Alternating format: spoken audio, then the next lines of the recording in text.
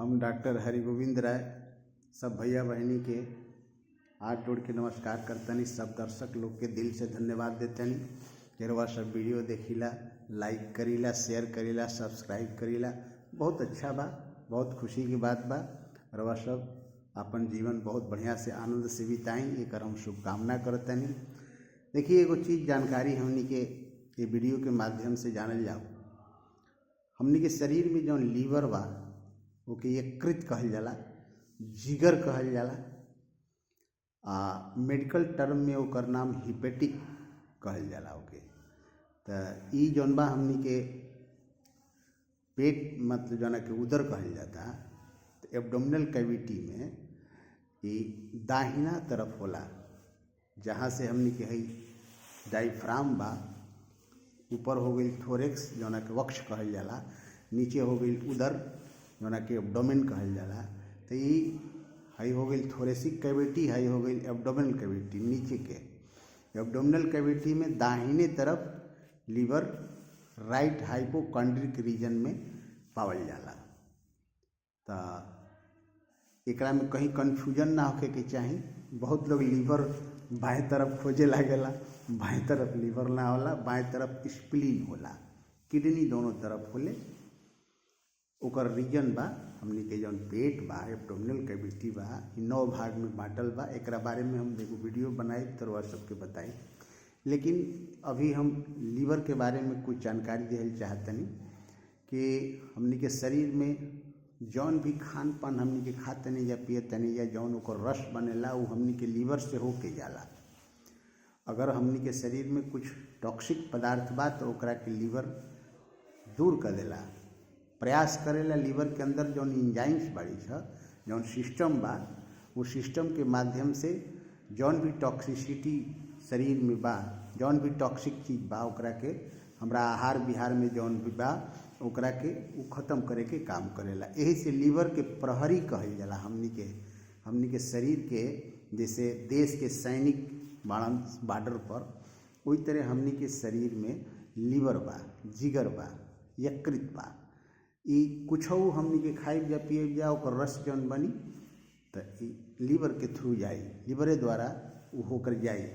तो लीवर ओकरा से जौन भी विषमयता वाला चीज़ बा, जहर वाला चीज़ बा, ओकरा के काटे के काम करला। ओकरा में एगो कूपर सेल होले, कूपर सेल ओकरा के हटावे के काम करेला।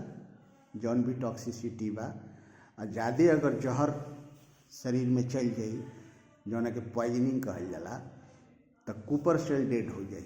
ऐसे जहर से अगर जहर खुराकी से जान केहू मारता या विस्मयता से पॉइजनिंग से केहू के जान गई बा तो ओकर लीवर के सुरक्षित रखल जाला। लीवर के ओकरा के निकाल के पोस्टमार्टम में लीवर के निकाल के ओकरा के प्रिजर्व करके रखल जाला कि ओकर जांच होई कि ओकर कूपर सेल डेड बा कि कैसन बा। तो मतलब ई लीवर के हम बारे में से बतावल चाहतनी कि लीवर हमनी के शरीर के बहुत अभिन्न अंग बा। लीवर के सुरक्षा करे के चाही। लीवर में बाइल जूस प्रोडक्ट होला, बाइल जूस निकलेला जौन में एंजाइम्स वगैरह बहुत, बिलिरुबिन बा, बिलिवर्डिन बा। तो ई ओकर लीवर के मेन जूस हसन जौन से कि हमनी के भोजन के पाचन होला, भोजन के पचाव में काम करला। जेकर बिलिरुबिन की मात्रा बढ़ जाई तो ओके कामला नाम के बीमारी जौन के जॉन्डिस कहल जाला वो हो जाई। तो बिलिरुबिन की मात्रा सामान्य रहे, लीवर हमनी के सुरक्षित रहे, एकरा पर हमनी के ध्यान देवे के चाहिए। लीवर के सुरक्षित रखे खातिर के बहुत बढ़िया चीज़ बा जौन की फैटी चीज़ हमनी के शरीर में ना जाए के चाहिए। अगर फैटी चीज़, अब शरीर में तो ऐसे ही फैट भरल बा, तो फैटी चीज़ अगर हमनी के ऊपर से जाई, वो अधिक मात्रा में चल जाई, जैसे तेल बा, घी बा, पूरी बा, परोठा बा, तलल छानल जौन चीज़ बा, छानल बघारे चीज़ बा, तली भुनी चीज़ बा, ई कुल में फैट की मात्रा बा। तो ये अगर हमनी के लीवर में जाई अधिक से अधिक, तो लीवर हमनी के शरीर के जौन प्रहरी बा उहे थाके लागी। हालांकि लीवर एगो ऐसा चीज़ बा कि हमनी के शरीर में ये सबसे बड़ ग्रंथि है लीवर। एक वजन करीब करीब 1500 ग्राम बतावल बा, मतलब 1 किलो से ऊपर होला। सबसे बड़ ग्रंथि, एकरा से बड़ ग्रंथि हमनी के शरीर में नहीं है। एकर जिम्मेवारी भी बहुत ज़्यादा बा हमनी के शरीर में। तो जे ज़्यादा जिम्मेवार बा ओकरा के सुरक्षित रखल जरूरी बा। जैसे कुल वाइटल पार्ट में न बा, वाइटल पार्ट है, कुल मर्म बा, जैसे हृदय बा, लीवर बा, आपके शरीर में किडनी बा। तो ये सब बहुत नाजुक अंग है हमनी के शरीर के अंतर्गत। एकर काम भी बहुत ज़्यादा है। तो अधिक से अधिक हमनी के लीवर ऐसा चीज़ बा, अगर थोड़ा सा भी बाँचल रही, डैमेज लीवर आदमी के अगर बाँचल थोड़ा सा भी रही तो रीजनरेट होला, अपने आप लीवर बनत जाला। जैसे हमनी के शरीर में बाल बा तो बाल कट जाई तो फिर बाल आ जाला, वही तरह के हमनी के लीवर में बा। लीवर अगर डैमेज होता, थोड़ा सा भी अगर लीवर के पार्ट बचल बा तो लीवर के टोन अप करे के दवाई जौन बा और ओकर परहेज बा, उ कुल कइला पर लीवर सही हो जाला, फिर से लीवर हो जाई।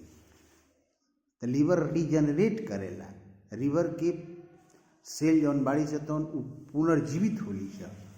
ई हम बतावल चाहतनी कि लीवर के बचा के राखी। लीवर बहुत अभिन्न अंग बा शरीर के।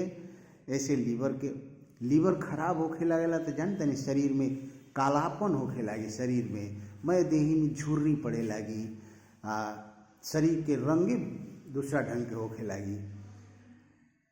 लीवर में प्रॉब्लम भइला पर हेपेटाइटिस हो जाला, जो ना के कहल जाला लीवर में सूजन हो गई।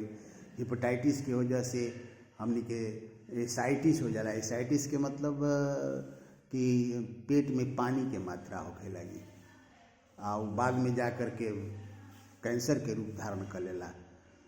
तो लीवर के बचा के रखे के चाही। हम बार बार रउआ सबसे निहोरा करब कि अपना आहार में ध्यान दी सबे। लीवर के बारे में जानकारी हम रउआ सबके अभी और देत रहब, लेकिन इतना हम कहब ये जानकारी कि लीवर अगर थोड़ा सा भी बाँचे रही ना तो लीवर रीजनरेट होला, ओकर दवाई चली, ओकर परहेज चली, ओकर रउआ संयम से रहब तो और लीवर फिर से बन सकेला, रीजनरेट हो सकेला। तो लीवर के बचा के राखल हमनी के फर्ज बा, जौन कि हमनी के बहुत अभिन्न अंग बा। तो लीवर हमनी के जैसे पूरा शरीर के जिम्मेवार अंग बा, तो हमनी को जिम्मेवार अंग के बचावे के पूरा अभियान एकरा के अधिक से अधिक लोगन के बतावल जाओ कि अपना आहार में फैटी चीज़ के प्रयोग मत करी, ना तो फैटी लीवर हो जाए। फैटी लीवर भइला से, एगो लीवर में फैटी लीवर भइला से हमनी के शरीर में कई तरह के बीमारी आ जाई। तो ऐसे फैटी लीवर ना होके हमेशा दिमाग में रखे के चाही कि शरीर में फैट की मात्रा कम जाए। तो ये वीडियो के रउआ सब अधिक से अधिक शेयर करी, लाइक करी, सब्सक्राइब करी। ऐसा ही आशीर्वाद रउआ सब जैसे बना के रखतनी, तो आशीर्वाद बनौले रही। नमस्कार करतनी, गोड़ लगतनी। जय हो भोजपुरिया जहान, प्रगतिशील भोजपुरी समाज।